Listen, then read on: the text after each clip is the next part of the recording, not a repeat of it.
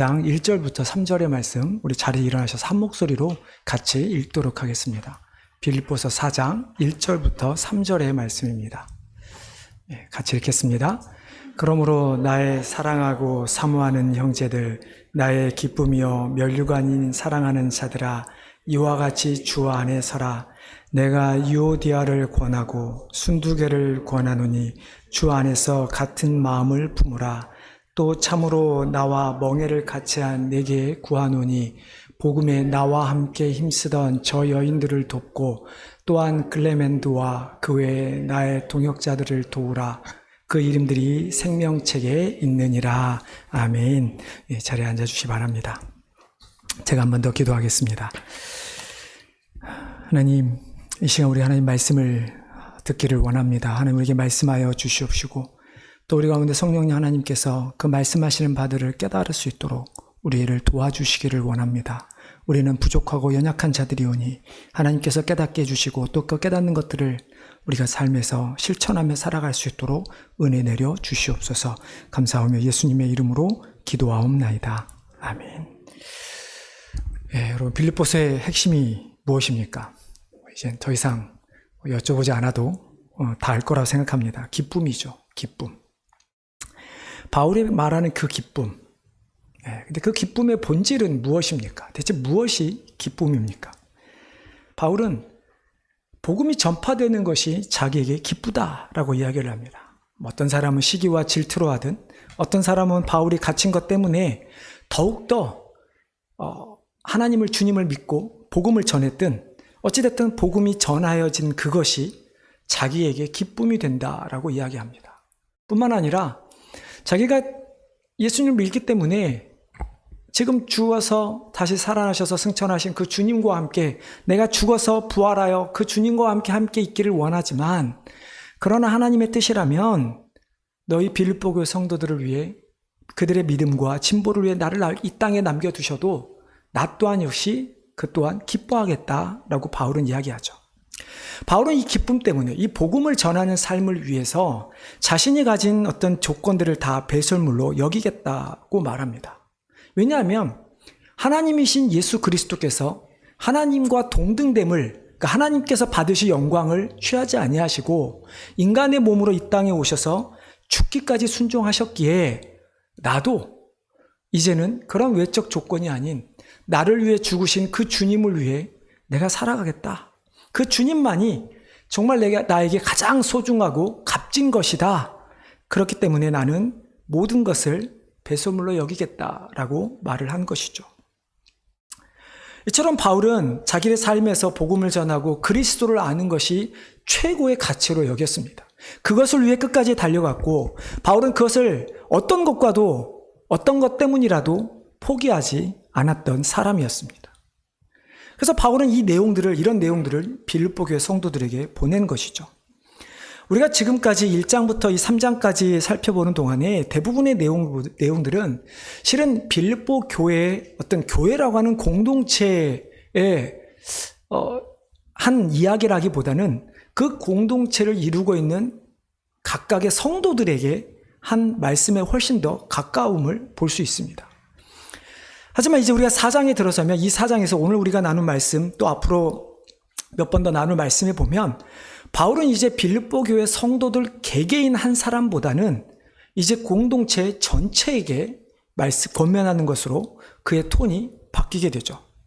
물론 우리가 빌립보 3장에서 그 교회 안에 있었던 여러 가지 어려움들에 대해서 예를 들어 분열이라든지 이단이라든지 많은 일들이 있었지만 그것들에 대해서도 바울은 빌립보 교회의 공동체를 향해 너희가 이렇게 해라 라기보다는 그들을 향해 너희들이 하늘나라의 시민권자로서 복음을 위해 하나님께서 주실 그 부르심의 상을 위해 달려가라 라고 이야기를 하죠. 하지만 오늘 본문은 분명하게 교회 안에 있는 성도 개개인들보다는 모든 성도들이 함께 공동체로서 기쁨을 누릴 수 있는 방법이 무엇인지, 어떻게 해야 기쁨을 누릴 수 있는지 그것에 대해서 우리에게 말씀하고 있습니다. 실은 오늘날 많은 교회들이 당면하고 있는 문제입니다. 개개인적으로는 하나님 앞에 신앙생활을 잘하는 것처럼 보여지지만 그러나 많은 교회들이 공동체 안에서 공동체적으로 잘 서지 못하는 것들을 보게 되죠. 우리가 오늘 말씀을 통해 우리가 이런 부분에 대해서 우리가 해답을 얻고 우리가 정말 한 사람 한 사람 어떤 하나님의 백성일 뿐만 아니라 하나님께서 우리를 성도들을 부르셔서 교회를 삼으신 교회로서의 공동체로서 회복되기를 주님의 이름으로 축원합니다. 우리가 1절을 보면 먼저 바울이 빌립보 교회 성도들을 생각하는 그의 마음을, 그러니까 바울이 빌립보 교회 성도들을 대하는 자세가 나와 있습니다. 근데 이 자세는 단순하게 바울이 빌립보 교회 성도들에게만 대하는 마음이나 자세가 아니라 바울이 이 말을 쓰고 있는 이유는 빌립보 교회 성도들 너희들도 각각 너희들이 공동체 안에서 서로 그렇게 생각하라 라고 하는 이야기입니다. 우리가 서로 이렇게 성도들 간에 어떠한 자세로 대해야 되는지를 알아야 비로소 우리는 기쁨을 함께 누리는 공동체를 세워갈 수가 있게 되는 것이죠. 우리 1절 한번 다시 한번 같이 보도록 하겠습니다. 1절 한번 같이 읽겠습니다. 그러므로 나의 사랑하고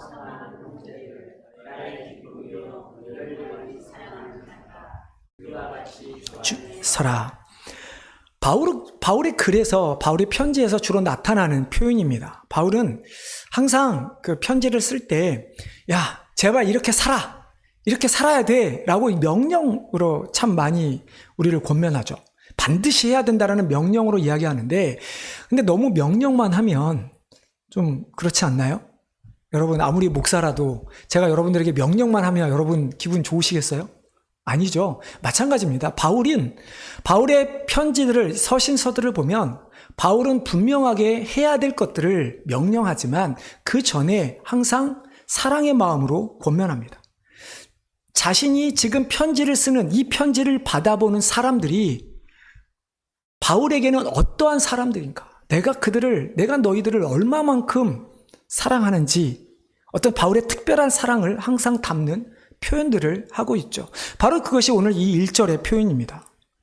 바울은 먼저 성도들을 향해, 빌립보 교회 성도들을 향해 나의 사랑하고 사모하는 형제들이라고 이야기합니다. 근데 이 사랑하고 사모하는이 마치 바울이 사랑하고 사랑하는 것처럼 느껴지잖아요. 하지만 이 단어는 약간 수동적인 의미가 담긴 형용사입니다. 그러니까 쉽게 말하면 오히려 바울이 사랑도 하지만 자기가 누군가로부터 사랑받았고 그 사랑받은 것을 나누는 대상들을 이야기합니다. 바울은 특별히 형제들이라고 하는 이 표현이 어떻게 보면 정말 좀 중요한 표현인데요. 이 표현이 빌립보서에서 무려 한 7번 정도를 바울이 이야기합니다. 형제들아, 아델포이라고 하는 이 단어입니다. 이 형제들, 당연히 우리 잘 아는 것처럼 혈연 관계에 있는 사람들을 형제라고 이야기합니다. 한 부모 밑에서 함께 자란 사이를 형제라고 부르죠. 바울은 이 빌립보 교회 성도들을 형제들로 여겼습니다. 같이 자란 형제들. 한 하나님 아버지 안에서 형제 자매가 된 가족으로 여긴다라는 것이죠. 근데 이것이 단순히 그냥 형제 안에 같은 부모 밑에서 자란 형제 정도냐, 그것을 보여주기보다는 바울은 빌립보 교회 성도들이 자신과 같은 어떤 동등한 지위를 가지고 있다는 것을 보여주는 표현인데요. 그러다 보니까 이 표현에는 참 많은 의미가 담겨 있습니다. 바울의 입장에서 이 형제들이라고 하는 이 표현을 본다면 어떤 의미인가? 바울의 입장에서 볼 때 빌립보 교회 성도들의 모습은 어떻습니까? 당연히 자신보다 그리스도에 대한 지식도 부족하고 자신보다 그리스도에 대해서 복음을 전하는 것에 대한 헌신도 부족합니다. 자기가 빌립보 교회 성도들을 보면 여전히 자기들의 생각에 빠져 있고 자기의 생각을 주장하고 자기의 어떤 이익을 위해 생각하는, 살아가는 사람들처럼 여겨질 것입니다. 그런데 그럼에도 불구하고 바울은 그들을 자신보다 낮게 여기지 않는다는 것이죠. 왜요? 예수 그리스도 안에서, 하나님 안에서는 동등하니까. 빌립보의 성도들 입장에서 보면 어떨까요? 바울이라는 하는 사람. 여러분, 바울을 보면서 좀 자괴감이 들지 않으십니까? 저는 성경을 볼 때마다 제가 그래서 저는 저희 형님은 이름이 바울이고 저는 바울을 따르지 않는데 저는 바울을 보면 좀 자괴감이 들어요. 내가 정말 이 사람처럼 살 수 있을까? 너무 완벽하잖아요. 예수를 믿은 이후의 바울의 모습을 보면 너무 완벽해요. 도저히 이 사람처럼 살아갈 수가 없어요, 우리는.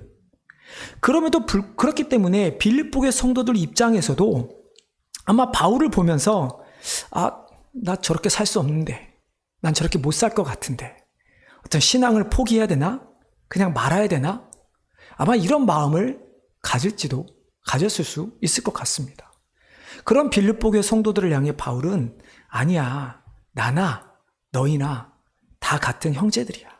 우리가 복음을 위해서 함께 가야 되고 그 복음을 믿고 복음을 전하는 일에 함께함으로 하나님께서 주시는 기쁨을 누릴 수 있는 우리는 한 형제자매야 라고 하는 사실을 그들을 잘 격려해 주고 있는 말씀인 것이죠. 근데 무엇보다도 이 형제들이라고 하는 말에 담겨 있는 중요한 의미는 우리가 그리스도 밖에서는 바울이든 빌립보교의 성도들이든 어떻습니까? 모두 하나님의 심판을 받아야 하는 자들이었습니다. 허물과 죄로 죽었다고 바울은 에베소서에서 고백하죠. 자신뿐만 아니라 모두가 다 우리가 그리스도 안에서 형제되었지만 우리가 그 전에는 다 죽었던 자들이고 어느 누구 하나 자기가 가진 것으로 그게 재물이든 그게 능력이든 혹은 자기가 한 행동으로 선행으로 말미암아 하나님의 자녀가 된 적이 없다라는 거예요. 비교할 수 없다라는 이야기예요. 오직 예수 그리스도 안에서 모두가 구원받은 똑같은 한 형제자매, 하나님 앞에서 똑같은 지위를 가지고 있는 형제자매라고 하는 사실을 나타내는 것이 바로 이 형제들이라고 하는 사실입니다. 그러니까 바울은 자신이 우월한 가운데 빌립보의 성도들을 향해 마치 나의 형제들 이리 와봐, 내가 잘 챙겨줄게, 이런 의미가 아니라 정말로 같은 함께 고난을 나누며 함께 사랑을 나누며 함께 세워져 가길 원하는 형제들이라고 표현을 한 것이죠. 근데 어떻습니까? 초대교회 때부터 계속 중세 시대, 요즘 시대 현세를 보면, 교회들을 보면 모든 교회들 가운데 뭔가 보이지 않는 영적 신분 제도가 존재하는 것처럼 보입니다. 특별히 한국 교회 안에는 우리 교단하고 조금 시스템이 다르죠. 서리 집사, 그 다음에 권사는 안수 집사가 되고, 안수 집사가 돼야 장로가 되고, 어떤 이런 제도 때문에 혹은 우리가 누구누구라고 어떤 불려지는 이 호칭의 문제 때문에 마치 영적 신분 제도가 있는 것처럼 보여집니다. 하지만 우리가 신앙생활을 처음 시작했든 아니면 내가 어렸을 때에서 지금 몇십 년간 신앙생활을 했든 우리는 모두 다 하나님 앞에서 같은 형제들이라고 하는 사실이죠. 물론 우리가 바울과 빌립보의 성도들의 모습을 보면 분명히 다릅니다. 그들이 서로 아는 그리스도 아는 지식의 종류가 다르고요. 깊이가 다르고요. 그들이 바울과 성도들이 행했던 모습이 분명히 다릅니다. 헌신의 정도가 다릅니다. 근데 그렇다 그래서 바울이 말하고자 하는 것은 내가 너희들보다 영적 우위에 있으니 내가 말하는 것을 들어 라고 하는 것이 아니죠. 같은 형제들 아니지만 그러나 바울은 오히려 자신의 잘남을 나타내는 것이 아니라 빌립보 교회 성도들이 하나님 안에서 기쁨을 누리지 못하는 모습이 안타까워하는 모습의 마음을 가지고 있었다는 것입니다. 여러분, 이건 엄연히 다른 겁니다. 내가 위에 있어서요, 저들을 나보다 낮게 여기는 게 아니라 그들과 내가 동일하고 정말 그들도 나처럼 그리스도 안에서 기쁨을 누려야 되는데 누리지 못하고 헉헉대며 살아가는 그 삶의 모습이 너무 안타까운 거예요. 그래서 그들을 향해 같이 가자. 내가 누리는 기쁨 너희도 누리면 좋겠어. 그러면서 함께 가기를 원하는 그런 표현이 바로 이 사랑하고 사모하는 형제들이라고 하는 표현이죠. 여러분, 이러지 않습니까? 각 집집마다 꼭 주온 자식이라고 생각하는 아이들이 있습니다.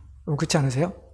어렸을 때 누군가 여러분이 묻지 않았나요? 아빠, 나 다리 밑에서 주워왔어? 여러분, 진짜로 주워왔습니까? 그렇지 않죠. 그런데 부모는 똑같이 사랑하는데 자녀들이 그 사랑을 깨닫지 못한 채 오해하는 경우들이죠. 마찬가지로 하나님께서 우리에게 은혜를 주신 것은 바울이 형제들이라고 표현한 것처럼 모든 자녀들에게 똑같은 은혜를 주셨습니다. 근데 문제는 그 은혜를 어떤 사람은 누리며 살지만 어떤 사람은 그 은혜를 누리면서 살지 못한다라는 것이죠. 마치 부모한테 사랑을 덜 받은 것처럼, 그래서 주워온 것처럼 생각을 한다라는 것이죠. 그저 바울은 자신이 하나님의 은혜를, 그리스도로부터 오는 기쁨을 더 깨달았다라고 하는 것뿐인 것입니다. 바울은 또한 빌립보 성도들에게 자신의 기쁨과 면류관이라고 말합니다. 여러분, 누군가 나에게 기쁨이 된다라는 거 어떻습니까? 우리가 보통 손주들을 보며 기뻐하시지 않으세요? 손주들이 재롱 떨고 막 뭔가 잘하면 우리는 좋아하죠. 근데 바울의 입장에서 빌립보의 성도들은 어땠을까요? 뭐 손주들처럼 차라리 그냥 마냥 귀엽고 예쁘면 좋겠는데 뭐 그렇지도 않았을 것이고, 그렇다고 빌립보의 성도들이 뭐 자신이 말하는 대로 살아가지도 않는데 대체 왜 바울은 그들을 향해 기쁨이라고 이야기를 하는 것일까요? 여러분, 바울이 디모데를 향해서 썼던 표현이 무엇입니까? 나의 영적 아들.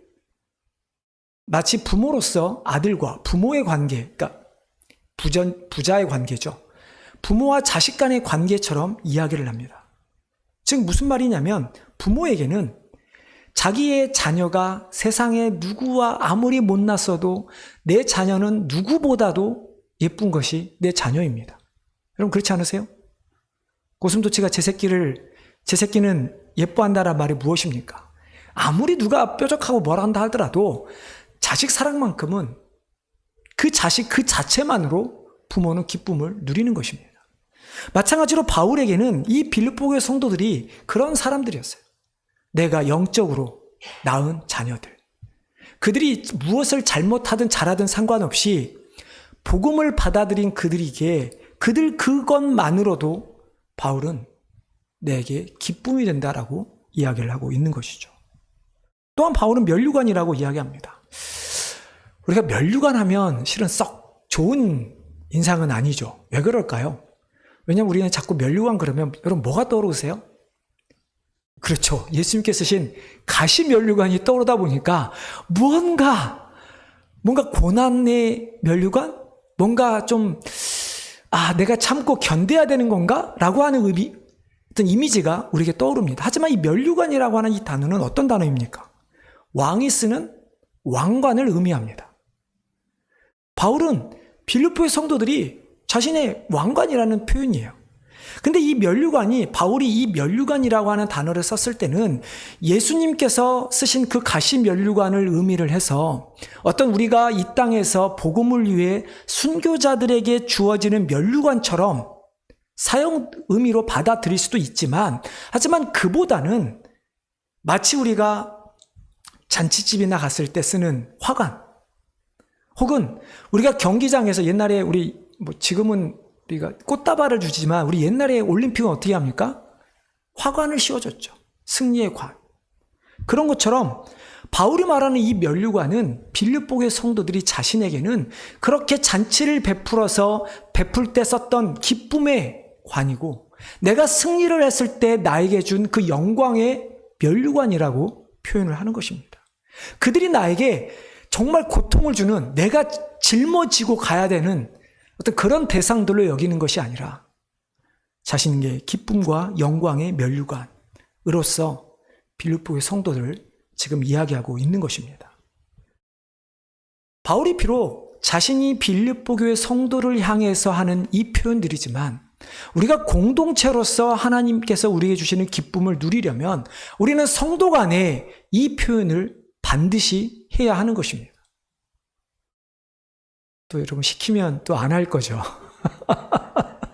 옆에 분들에게 당신은 나의 사랑하고 사모하는 형제들입니다. 기쁜 면류관입니다. 그러면 또 남편과 아내는 서로 못 쳐다보고 딴 사람들 쳐다보실 텐데, 우리는 그렇게 해야 돼요.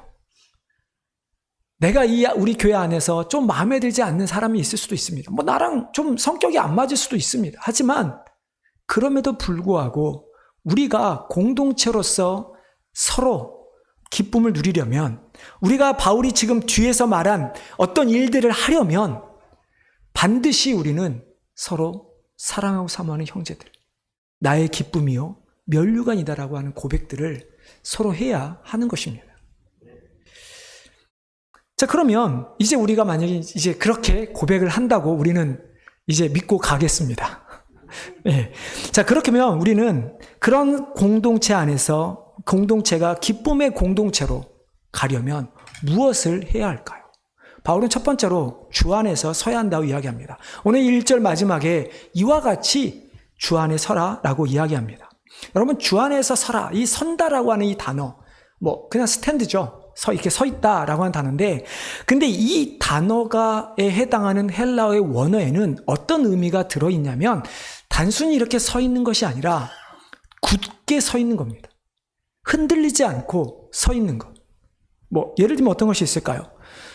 죄송합니다. 저는 군대를 안 갔습니다. 근데 자꾸 군대 이야기를 해서 죄송한데요. 여러분, 군대에서 군인들이 초소에서 보초를 쓰면 어떻게 합니까? 움직일 수 있습니까? 우리 군대 갔다 오신 우리 남자 성도님들 어떠십니까? 이렇게 막 이렇게 움직이십니까? 그럴 수 없죠. 내가 지켜야 될 전방을 쳐다보고 서 있어야 합니다.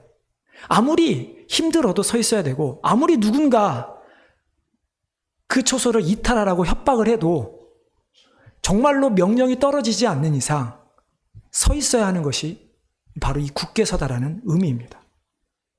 달리기는 어떻습니까? 여러분 100m 경기 달리기를 하는데 어떤 선수가 정말 빨리 달립니다. 근데 자신의 라인을 벗어나면 어떻게 됩니까? 실격이 되죠. 그런 것처럼 내가 서야 될 그 자리에, 내가 달려갈 길에, 내가 가야 할 그 길에 굳게 서서 그 길을 지키는 것, 그 길을 걸어가는 것, 그것이 바로 이 서다라고 하는 의미입니다. 그러니까 어떤 상황이라 할지라도 아무리 그것이 나를 비가 오든 눈이 오든 누군가 나를 협박하든 누군가 나를 밀어든 상관없이 우리는 그 자리를 지키는 것, 어떤 룰 안에서, 경기장 안에서 반드시 버티는 것. 근데 바울은 그렇게 굳게 서는 것을 공동체로서 기쁨을 누리려면 주 안에서 굳게 서라고 이야기합니다. 성도란 누구입니까? 성도는 그리스도를 믿는 사람들입니다. 그러면 교회는 무엇입니까? 그리스도를 믿는 성도들의 모임이 교회입니다. 누누이 말씀드리지만 이 건물이 아니라 지금 이렇게 우리가 모여있는 우리가 교회라고 하는 사실이죠. 그리고 그 교회는 예수 그리스도를 머리 삼아 하나님께서 만드신 공동체입니다. 그렇게 성도는, 교회는 반드시 예수님 안에 있어야만 하는 것이죠. 아무리 우리의 삶에 급한 일이 있어도, 아무리 어떤 중요한 일이 있어도, 혹은 우리에게 어렵고 힘들고 혹은 두렵고 떨리는 일이 있다 할지라도 우리는 세상으로 나가는 것이 아니라 항상 그리스도 안에 굳게 서 있어야 한다는 것이죠. 근데 여러분, 참 이것이 말은 쉽습니다. 굳게 서야 한다. 그리스도 안에 서야 한다. 말은 쉽죠. 근데 정말 어려운 것이 주 안에서 서는 것입니다. 여러분, 지금까지 여러분의 한번 신앙생활을 돌이켜 보십시오. 정말 나는 흔들리지 않고 주 안에서 지금까지 바로 서 있습니다. 서가고 있습니다. 하시는 분 계십니까? 없죠. 우리는 여전히 세상의 유혹과 혹은 사단의 유혹, 혹은 나에게 찾아오는 여러 가지 어려운 시험 때문에, 혹은 나의 욕심 때문에 우리는 주 안에서 서기를 포기합니다. 포기하는 것이죠. 그걸 생각하지 않습니다. 조금만 눈을 돌려서, 아니 하나님, 잠깐 하나님 모르시겠지. 하나님 잠깐만 눈 감아주세요. 제가 잠깐만 여기 갔다가 다시 오겠습니다.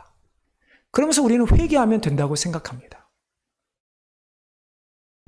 근데 여러분, 우리가 진짜로 공동체라고 하는 것이 기쁨을 누리려면 우리 모두가 주 안에서 바로 서 있어야 합니다. 즉, 이 교회의 주인이 우리가 아니라 예수 그리스도라는 사실을 우리는 반드시 기억하며 주님이 원하는 것을 이루며 살아가야 한다는 것이죠. 근데 여러분들, 성도들이 함께, 우리가 주 안에서 서야 되지만 함께 서야 한다는 그 사실을 우리가 깨닫고 그렇게 함께 서기 위해서는 어떻게 해야 될까요? 우리는 나만 생각해서는 안 되는 것입니다. 여러분, 교회 안에 누가 있는지 돌아봐야 합니다. 오늘 주일을 한번 돌아보면 좋겠지만 청년들은 이제 방학에서 다 떠났고 지금 우리 안에 예배 시작할 때 우리 있던 아이들은 지금 각자 또 자기의 자리로 가서 예배를 드리고 있는데요. 여러분, 우리가 교회 안에 우리 어른들만 있는 것이 아닙니다. 정말 갓난 아기들부터 시작해서 자라나는 아이들, 청소년들, 청년들, 그리고 나이 드신 어른들까지 다 함께 모여 우리는 신앙생활을 합니다. 근데 어떻게 그 다양한 사람들이 함께 주 안에서 굳게 설 수 있을까요? 나이도 다르고 성격도 다르고 하는 일도 다른데 어떻게 우리가 같이 설 수 있을까요? 그것은 우리의 생각과 방법을 내려놓는 것입니다. 내가 원하는 것, 옆 사람이 원하는 것, 물론 내가 원하는 것보다는 옆 사람이 원하는 것을 생각해야겠죠. 하지만 그보다도 우리가 생각해야 하는 것은 하나님께서 원하시는 것이 무엇인가 하는 것입니다. 여러분, 예배를 잘 드린다는 의미가 무엇입니까? 그냥 내가 오늘 예배 가운데 찬양도 기도도 혹은 설교도 나를 받아하지 않고 그냥 오늘은 은혜스러웠어, 그러면 예배를 잘 드리는 것일까요? 아니요. 우리가 조금 불편해도, 내가 조금 듣기 어려운 말씀이 선포되어져도 그것이 하나님께서 우리에게 주신 것임을 우리가 믿고 함께 이해하며 함께 격려하며 나아가는 것. 나만 빨리 달려가는 것이 아니라 함께 손잡고 걸어가는 것. 그렇기 때문에 바울은 자신의 외적 모습을 다 내려놓은 것입니다. 만약에 바울이 자신이 생각하는 자신의 방법, 자신의 외적 모습으로 다른 사람들을 대한다면 어떻게 될까요? 아마 모르긴 몰라도 바울 옆에 몇 사람 없을 것입니다. 그렇지 않을까요? 대부분의 바울이 전했던 교회 성도들은 대부분 다 천하디천한 어떤 이방인들 혹은 낮은 시민 사람들이었는데 바울이 자신을 자랑한다면 그 옆에 누가 있겠습니까? 바울은 그 그리스도 때문에 그리스도 안에서 함께 서가기 위해서 자신의 모든 것을 내려놓은 것이죠. 그렇다고 한다면 우리도 마찬가지입니다. 여러분들이 과거에 했던 경험, 여러분의 생각들, 어떤 여러분들이 지금까지 알아왔던 많은 지식들 다 내려놓아야 합니다. 그리고 정말 하나님께서 기뻐하시는 것이 무엇인지, 정말로 우리가 하나님 앞에 자랑하는 것으로 나아가는, 마치 우리가 여러분 기도하는 장면 기억나지 않으세요? 바리새인과 세리가 기도했던 그 장면처럼 자신이 한 것에 대해서 떳떳하게 하지만 하나님은 받지 않으시는 그 모습이 아니라 오히려 겸손하게 자신을 낮춰서 내가 죄인이기 때문에 내 것으로 하는 것이 아니라 하나님께서 원하시는 것으로 행하는 모습, 그 안에서 우리는 바로 서가야 하는 것이죠. 둘째로 우리는 같은 마음을 품어야 합니다. 2절에 보면 내가 유오디아를 권하고 순두개를 권하노니 주 안에서 같은 마음을 품으라 라고 이야기합니다. 이 유오디아와 순두개, 이들이 누구인가는 성경에 정확히 나와 있지는 않습니다. 하지만 어떤 사람들은 유오디아라는 말이 루디아, 빌립보의 성도서였던 사람 중에 한 사람이죠. 그 여인 앞에 유라고 하는 어떤 접속 전치사를 붙여서 루디아가 하는 이런 의미로 해서 루디아일지도 모른다라고 말은 하지만 정확하지는 않습니다. 하지만 분명한 것은 이 유오디아와 순두개가 교회 안에서 가장 활동이 많았던, 열심이었던 일꾼이라고 하는 것은 분명한 것 같습니다. 그럼 어떻게 알 수 있는가? 아니, 기록이 없는데 어떻게 알 수 있습니까? 그럴지도 모르죠. 만약에 이 두 사람이 교회 안에서 열심히 일을 하지 않은 사람이었다면 어땠을까요? 그냥 교회에서 아무 일도 안 하고 그냥 예배만 왔다 갔다 혹은 예배도 자주 빠지는 그런 사람들이었다면 이 두 사람이 다른 생각을 품든 무슨 말 하든 교회에 영향이 있었을까요? 아무런 영향도 없었겠죠. 하지만 이 사람은, 두 여인이 분명히 교회 안에 영향력을 가지고 있었고 영향력을 가진 이 두 사람이 서로 대립되어 있었기 때문에 교회에 좋지 않은 영향을 끼치고 있었다는 것입니다. 그 이야기를 바울이 들은 것이죠. 근데 이제 문제는 단순히 이 두 사람만의 대립인가 하는 것입니다. 여러분, 교회 안에 열심히 하는 누군가, 모르겠습니다. 우리 직분자들이라고 할 수도 있겠죠. 누군가가 두 사람이 대립되면 어떻게 됩니까? 교회가 나뉘어지게 되죠. 잘하고 잘못하고의 문제가 아닙니다. 처음에는 분명히 누군가가 각자 자신이 옳다고 생각하는 것 때문에 시작이 됐을 것입니다. 하지만 그것이 점점 더 사람이 많아지고 무리가 나눠지는 순간 더 이상 그 가운데 옳은 일은 사라집니다. 그리고 그 아래 오로지 주도권 싸움만이 있을 뿐인 것이죠.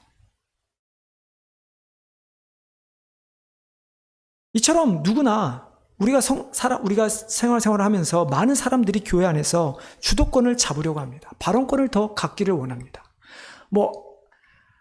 제가 지금까지 목회를 하면서 혹은 저도 평신도로 신앙생활을 하면서 아닌 것 같지만 모든 사람이 다 그렇습니다.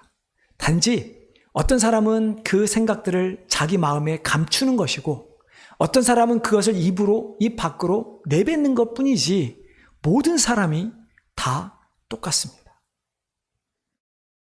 그러다 보니까 그 일들이 교회를 보면 회의를 하든 밥을 먹는 식탁의 테이블이든 주방이든 혹은 어떤 소그룹이든 많은 그런 양상의 일들이 일어납니다.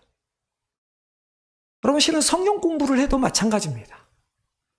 자신의 생각이 옳다라고 하는 생각들이 많이 일어나죠. 여러분 주님께서 우리에게 보여주신 방법이 무엇입니까? 주님께서 보여주신 것은 자신을 다른 사람을 위해, 즉 우리를 위해 기꺼이 희생하는 것이었습니다. 사도 바울은 어떻습니까? 과거에 분명히 그는 그러한 삶을 살았지만 그러나 그 예수를 믿은 이후에는 어떻게 됩니까? 그리스도를 위해 자신의 모든 것을 쏟아부었지 자신의 어떤 지위나 자신의 생각을 내세우기 위해 살지 않았던 것이죠. 만약 우리가 그리스도를 위해 정말로 모든 것을 쏟아붓는다면 우리의 생명까지도 내어드릴 수 있다면 마음이 나뉠 수 있을까요? 정말로 주님을 나타내길 원하는데 마음이 나뉠 수 있습니까? 여러분 그럴 수 없습니다. 우리는 정말로 그리스도에 살아간다면 그 삶에서 그리스도를 나타내야 하기 때문에 절대로 우리 마음은 나뉠 수가 없죠.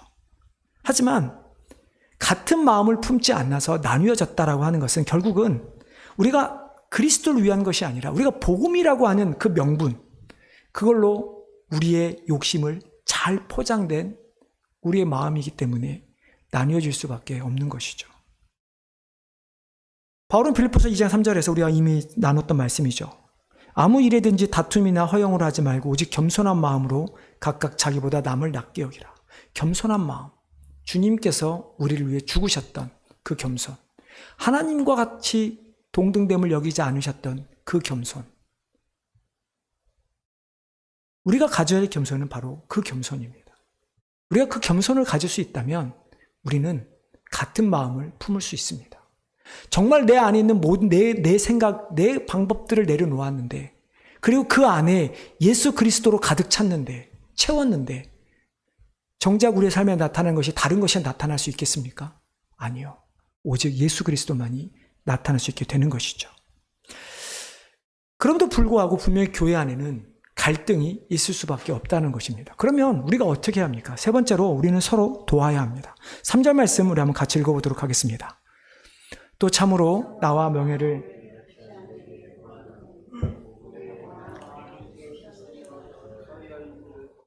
또한 클레멘도와 그 외에 나의 동역자들을 도우라. 그 이름들이 생명책에 있느니라. 바울이 분명히 알고 있는 것이 하나가 있었습니다. 그것은 누군가 서로 다툼이 일어났을 때 절대로 그 두 사람이 서로 스스로 이 문제를 해결할 수 없다는 것입니다.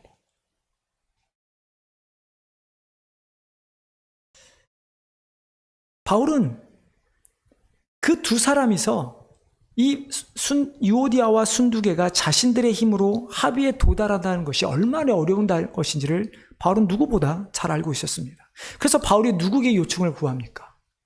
나와 멍에를 같이 한 너희들. 나와 멍에를 같이 한 너희들이 그 두 여인이 도우라고 이야기를 하죠. 여러분, 이 돕다라고 하는 이 단어에도 실은 단순히 돕다, help라고 하는 단어만 있는 것이 아닙니다. 이 단에는 전치사 함께라고 하는 전치사가 붙어 있습니다. 함께 도우라. 바울은 이 함께라고 하는 이 전치사를 들어간 단어들을 참 많이 사용합니다. 왜냐하면 단순히 한 사람의 성도들이 각각으로 그리스도인으로 하나님의 성전으로 올바르게 서는 것도 중요하지만 함께 공동체로 서가는 것이 얼마나 중요한 것인지를 강조하기 위함이죠. 여러분, 이 멍에라고 하는 것이 무엇입니까? 아시죠? 소나 말에게 이렇게 씌워서 밭을 갈게 하는 건데 보통 몇 마리가 끌죠? 보통 2마리 이렇게 돼 있어서 한 마리는 작게 하지만 보통은 2마리가 끕니다. 근데 2마리가 그냥 멍에가 없으면 어떻게 할까요? 각각 자기가 가고 싶은 길로 가겠죠. 근데 이 멍에에 메어 놓으면 어떻게 됩니까? 주인이 그 멍에를 인도하는 대로 2말은 같이 가야 합니다. 서로 딴 데로 갈 수가 없습니다. 바울은 지금 빌립보의 성도들을 향해서 너희가 나와 같이 멍에를 같이 한 자들이라고 이야기합니다. 즉 그리스도의 복음을 전파하는 그 사명이라고 하는 그 멍에 아래 너나 나나 같이 묶여 있다라는 것입니다. 그리고 그 여인들도 묶여 있다라는 것입니다. 그렇다면 우리가 그 그리스도께서 우리에게 주신 그 멍에를 위해 같이 가야 되지 않냐? 그 2 여인이 그렇게 다른 길로 가게 될 것이 아니라 같은 멍에를 맨 우리로서 우리는 함께 가야 한다라고 이야기를 하는 것이죠. 이 멍에, 우리가 복음이라고 하는 그 멍에 함께 달린 경주자로서, 함께 싸워야 될 군사로서 같이 해야 된다는 이야기를 하고 있는 것이죠. 어찌됐든 이 복음을 위해 애를 썼든 혹은 무엇을 위해 바울과 함께 애썼는지 모르겠지만 분명히 복음에 나와 함께 힘썼던 여인들이라고 바울은 표현합니다.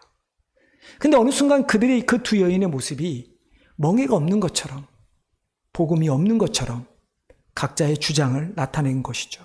그래서 바울은 그렇게 2 사람이 멍에가 풀어져서 간 그 2 여인들을 다시 한번 함께 복음 안에서 묶어서 가라고 이야기를 하는 것이죠.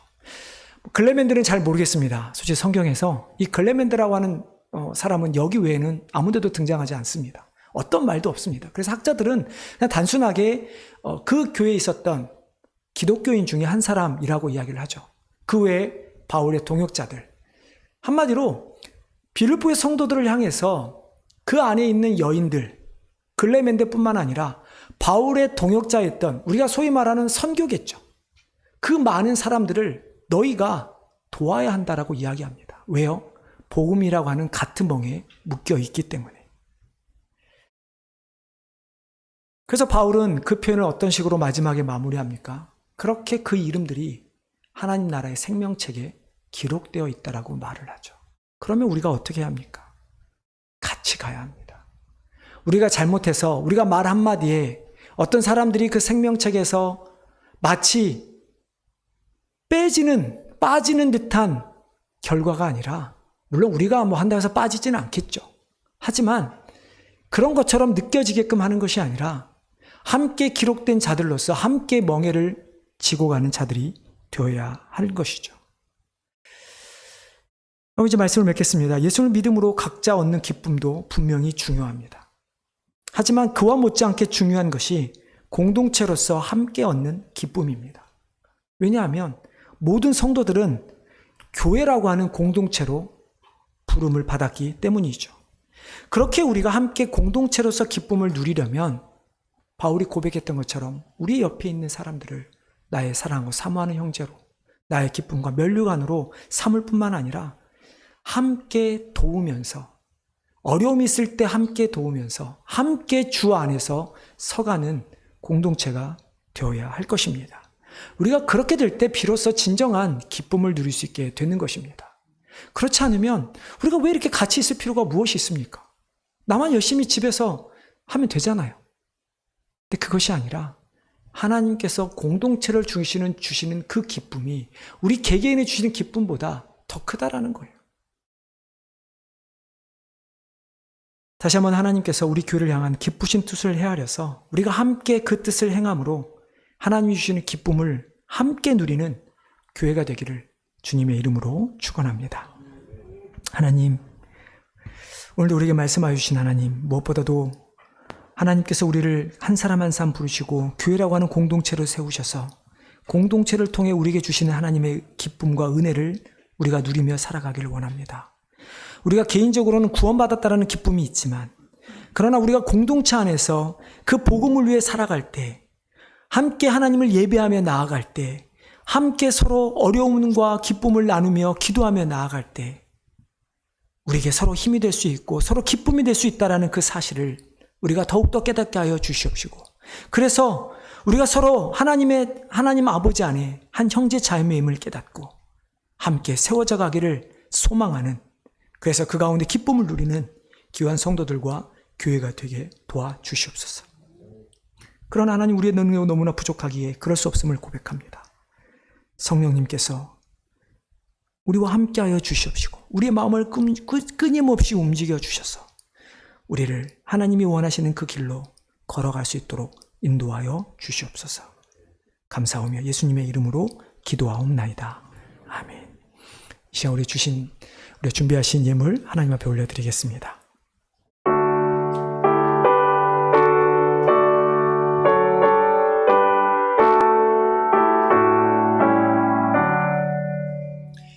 내게 있는 모든 것을 주를 위해 드리네.